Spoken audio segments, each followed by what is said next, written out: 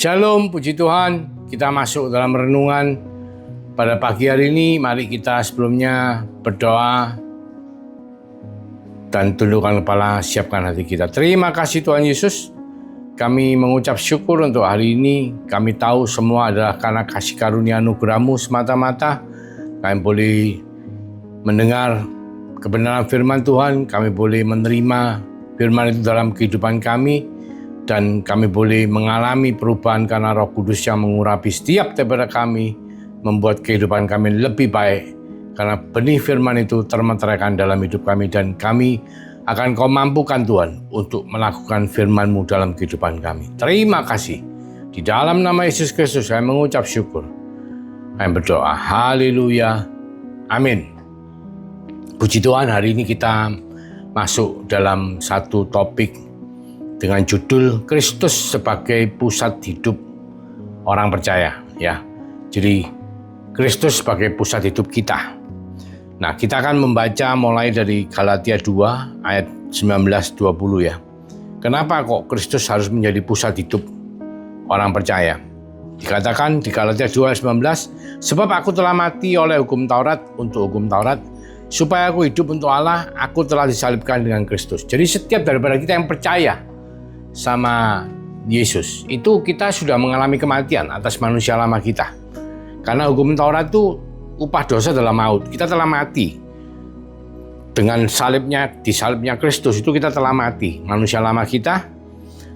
Di ayat 20 dikatakan, namun aku hidup, tetapi bukan lagi aku sendiri yang hidup. Jadi bukan aku sendiri yang hidup, melainkan Kristus yang hidup dalam aku, dan hidupku yang kuhidupi sekarang dalam daging adalah hidup oleh iman dalam Anak Allah yang telah mengasihi aku dan menyerahkan dirinya untuk aku. Nah, oleh karena itu, saudara, manusia lama kita telah mati, yang baru ini kita hidup, bukan kita hidup, tapi bukan dagingnya ya, tapi iman terhadap anak Allah yang mengasihi kita dan mati untuk kita, itu yang membuat kita hidup. Oleh karena itu, kita membuat Kristus sebagai pusat hidup kita. Penting sekali, saudaraku. Kalau dulu sebelum bertobat, ya fokusnya ya ke diri sendiri. Tapi sekarang kita sudah tidak gitu lagi. Jadi kita menempatkan Kristus sebagai Tuhan kita, sebagai teladan kita, dan sebagai tujuan kita. Ya, kita bukan sekedar cuman beragama Kristen, enggak. Tapi berpusatkan kepada Kristus. Dikatakan mengikut Kristus. Ya, mengikut Kristus yang menjadikan Kristus sebagai Tuhan, sebagai teladan, dan sebagai tujuan. Ya, jadi Roma 12 ayat 1 dikatakan, karena itu saudara-saudaraku, demi kemurahan Allah aku menasihatkan kamu supaya kamu mempersembahkan tubuhmu sebagai persembahan yang hidup, yang kudus, dan yang berkenan kepada Allah. Itu adalah ibadahmu yang sejati. Jadi maksudnya apa? Kehidupan kita sehari-hari itu kita lakukan semua untuk Kristus. Jadi Kristus itu pusatnya, dan itu adalah ibadah kita. Jadi hidup kita itu adalah ibadah kita. Bukan manusia lama kita, bukan kehidupan daging, kehidupan manusia lama, enggak. Jadi kita menempatkan Kristus sebagai Tuhan atas seluruh kehidupan kita. Ya, jadi pernyataannya adalah seperti ini. Semua aspek kehidupan kita bisa jadikan rohani atau spiritual jika kita melakukannya untuk Tuhan.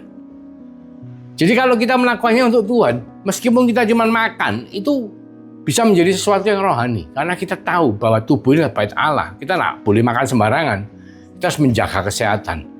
Kita harus menahan kedagingan kita untuk tidak makan semua dimakan.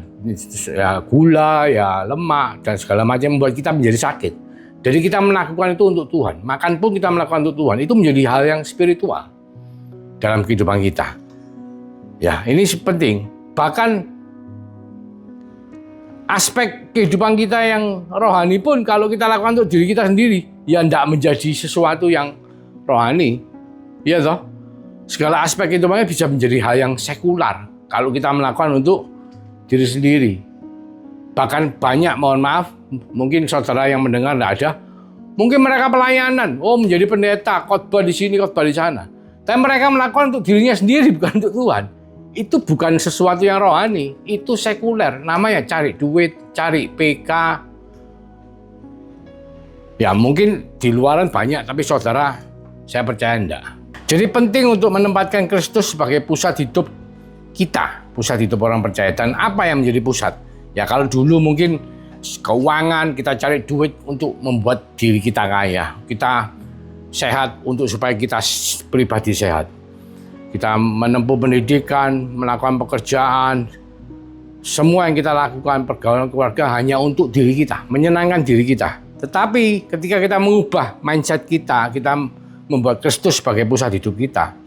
Jadi semua itu disenterkan pada Kristus dengan satu pemikiran bahwa apakah hal ini sesuai dengan kehendak Kristus. Misalnya kalau kita cari duit terus ya kalau kehendak Kristus tentunya Kristus ingin kita menjadi garam dan terang dunia, kita jadi berkat untuk memberkati orang ya.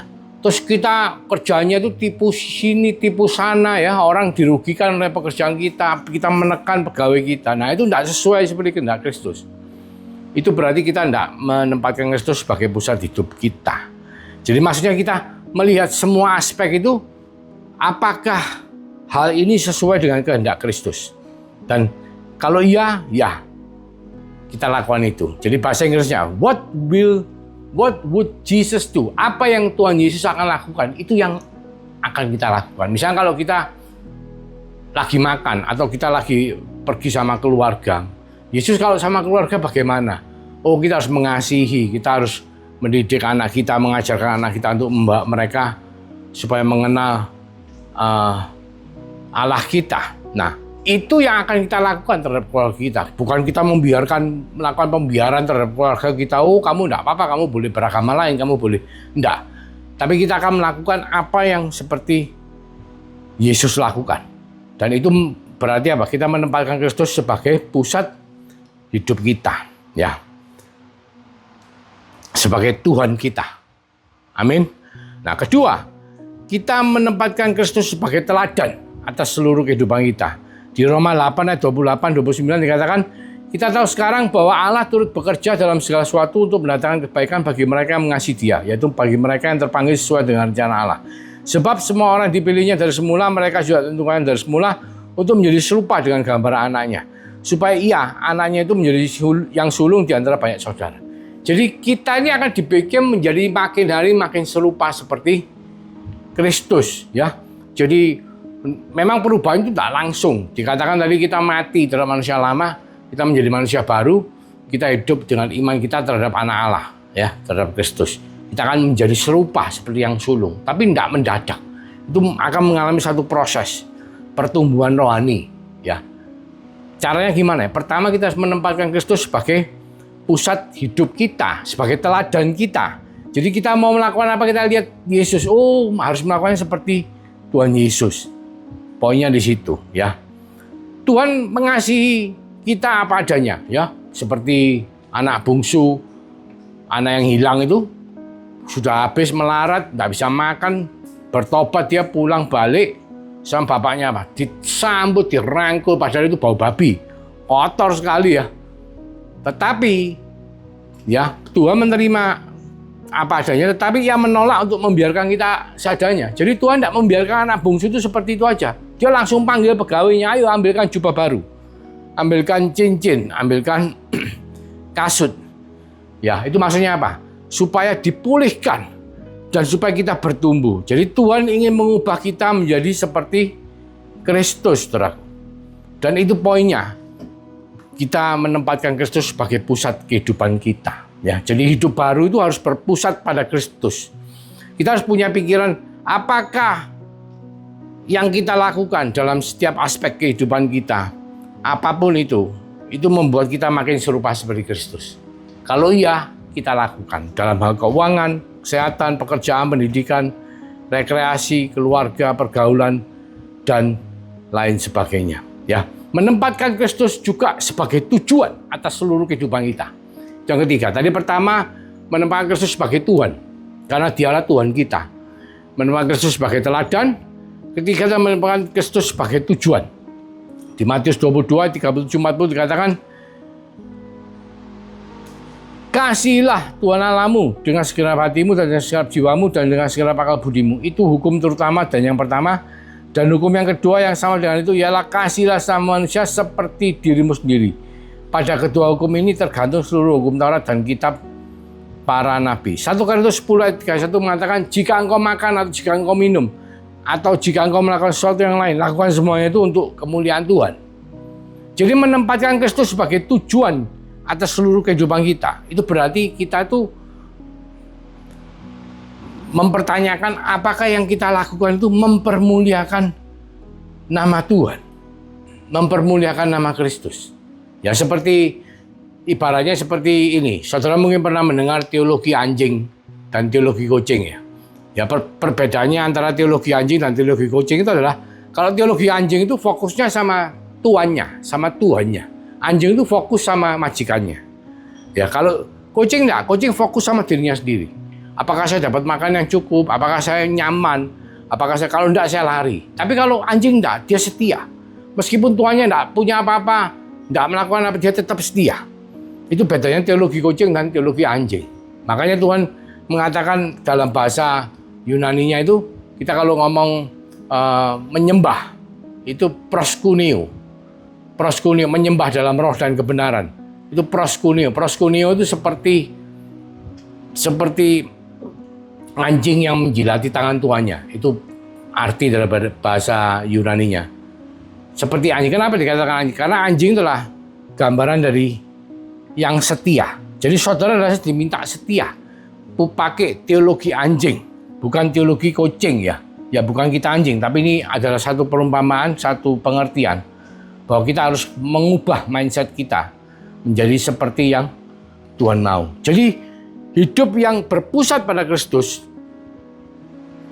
menempatkan dia sebagai tujuan dari hidup kita. Pusat dari hidup kita.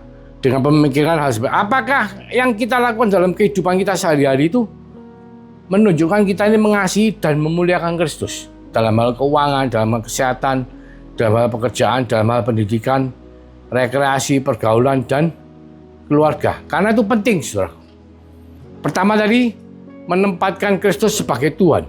Apakah sesuai dengan kehendak Kristus yang kita lakukan? Menempatkan Kristus sebagai teladan. Apakah sesuai? Apakah yang kita lakukan itu membuat kita makin serupa seperti Kristus? Menempatkan Kristus sebagai tujuan. Apakah yang kita lakukan itu menunjukkan kita mengasihi dan memuliakan Kristus? Ya, semua aspek kehidupan kita, pekerjaan, keuangan, keluarga, kita harus fokuskan kepada Kristus sebagai pusat kehidupan kita, umatnya. Penting sekali, saudara. Kenapa? Ada 3 alasan. Pertama, kedudukan. Ya, karena dia dikatakan di Kolose 1 ayat 15 adalah gambar Allah yang tidak kelihatan, yang sulung lebih utama dari segala yang diciptakan, karena dalam dialah telah diciptakan segala sesuatu. Yang ada di surga dan yang ada di bumi, yang kelihatan dan yang tidak kelihatan, baik singgasana maupun kerajaan, baik pemerintah maupun penguasa, segala sesuatu diciptakan oleh dia dan untuk dia.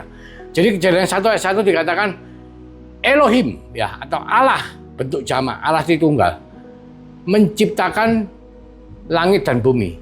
Hasamayim, ya, sorga-sorga dan bumi. Itu berarti apa? Allah Tritunggal, Yesus juga hadir. Dan Yesus menciptakan itu untuk kemuliaannya dia sendiri yang di sorga. Dikatakan, jadi kedudukan dia adalah yang awal dan yang akhir, Alfa dan Omega. Jadi kita harus menempatkan dia sebagai pusat dari kehidupan kita, orang percaya. Karena apa? Yang dia lakukan adalah dia adalah pencipta dari alam semesta. Semuanya dia yang menciptakan dan untuk kemuliaannya semata-mata. Kedua, penebusan dosa. 1 Korintus 6 ayat 19-20. Atau tidak tahukah kamu bahwa kamu bukan milik kamu sendiri, sebab kamu telah dibeli dan harganya telah lunas dibayar. Karena itu muliakanlah Allah dengan tubuhmu. Jadi Tuhan itu menebus saudara dan saya, memindahkan kita dari kerajaan maut ke dalam kerajaan Allah yang terang, membuat kita itu diperdamaikan dengan Allah Bapa. Dan barang siapa yang bertobat, kita dimeteraikan oleh Roh Kudus. Bertobat dengan iman, ya, percaya kepada Yesus. Dan oleh meterai itu, maka saudara dan saya, kita adalah bait Allah. Ya, di 2 Korintus 5:15 dikatakan, dan Kristus telah mati untuk semua orang, supaya mereka yang hidup tidak lagi hidup untuk dirinya sendiri, tetapi untuk Dia yang telah mati dan yang telah dibangkitkan untuk mereka. Ya, Dia sebagai penebus kita. Pertama dari kedudukannya, kedua dia sebagai penebus, dan ketiga adalah kedaulatan Tuhan. Ya, kedaulatan Tuhan itu di Filipi 2, 9-11 dikatakan, itulah sebabnya Allah sangat meninggikan dia dan mengaruniakan padanya nama di atas segala nama, supaya dalam nama Yesus bertekuk lutut segala yang ada di langit dan yang ada di atas bumi dan yang ada di bawah bumi, dan segala lidah mengaku Yesus Kristus adalah Tuhan, bagi kemuliaan Allah Bapa. Karena Yesus menjadi Tuhan dengan menyelesaikan sendiri, dengan melakukan karya di atas kayu salib, yaitu kematiannya di atas kayu salib dan kebangkitannya pada hari yang ketiga. Oleh karena itu Allah memberikan dia, meninggikan dia, mengaruniakan dia nama di atas segala nama, supaya dalam nama Yesus semua bertekuk lutut, yang ada di bumi, yang ada di langit, yang ada di bawah bumi, semua lidah mengaku Yesus Kristus adalah Tuhan. Itu adalah kedaulatan Tuhan. Ya, kenapa kita harus menempatkan Kristus sebagai pusat dari kehidupan kita, sebagai Tuhan, sebagai teladan, dan sebagai tujuan dari hidup kita? Karena kedudukan dia sebagai pencipta alam semesta, karena apa yang telah dia lakukan, penebusan dosanya, dan karena kedaulatannya sebagai nama di atas segala nama, supaya semua yang ada di langit, di bumi, di bawah bumi sujud tekuk lutut kepada Tuhan. Mari kita berdoa. Terima kasih Tuhan, mengingatkan bahwa setiap daripada kami dengan hidup kami yang baru, kami harus memfokuskan Kristus sebagai pusat dari kehidupan kita. Karena dia adalah Tuhan kita, dia adalah teladan kita, dan dia adalah tujuan daripada kehidupan setiap daripada kita. Baik dalam keluarga, dalam pekerjaan sehari-hari, dalam pergaulan, dalam keuangan, dalam kesehatan, dalam apapun yang kita lakukan di bumi, semua adalah untuk mengakui kedudukannya sebagai pencipta alam semesta. Kita juga harus sadar akan karya penebusannya atas setiap daripada kita, dan juga tahu bahwa dia berdaulat penuh atas kehidupan setiap daripada orang-orang percaya, saudara dan saya. Terima kasih Tuhan Yesus. Kiranya berkat daripada Allah Bapa, kasih karunia daripada Tuhan Yesus Kristus, melalui meterai Roh Kudus yang telah dimeteraikan kepada setiap daripada orang percaya, yang melindungi, yang menyertai, yang memberkati, yang membuat kita mampu untuk melakukan firman Tuhan dengan memfokuskan dia dalam kehidupan kita. Mulai sekarang sampai Tuhan Yesus datang kedua kalinya, bahkan sampai Maranatha. Di dalam nama Yesus kami mengucap syukur, kami berdoa. Haleluya. Amin. Tuhan Yesus memberkati.